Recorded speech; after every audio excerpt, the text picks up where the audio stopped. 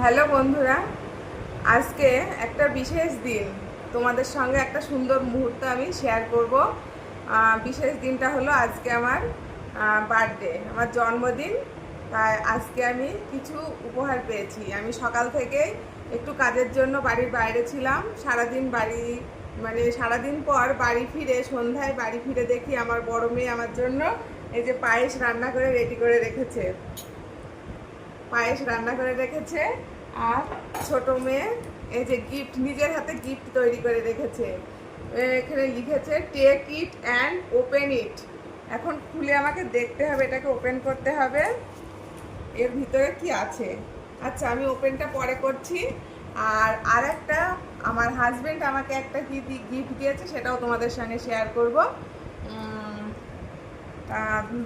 তোমরা দেখতে থাকো। এটা ওপেন। ছোট মেয়ে আমাকে এই যে 300 টাকা গিফট করেছে। এই টাকাটা ওর ভান্ডারের টাকা। বাবার কাছ থেকে রোজ প্রতিদিন 100 টাকা করে নিয়ে ভান্ডারের মধ্যে রেখে দেয়। তো ভান্ডারটা আগেই রেখেছিল, ভান্ডারটা ভাঙা ভাঙা ছিল, ওখান থেকে বার করা যায় আর কি। তো ওখান থেকে এই যে 300 টাকা আমার জন্য রেখে দিয়েছে। ওই ভান্ডারের টাকা মানে ওটা ওর টাকা। তা আজকে আমি খুব খুশি।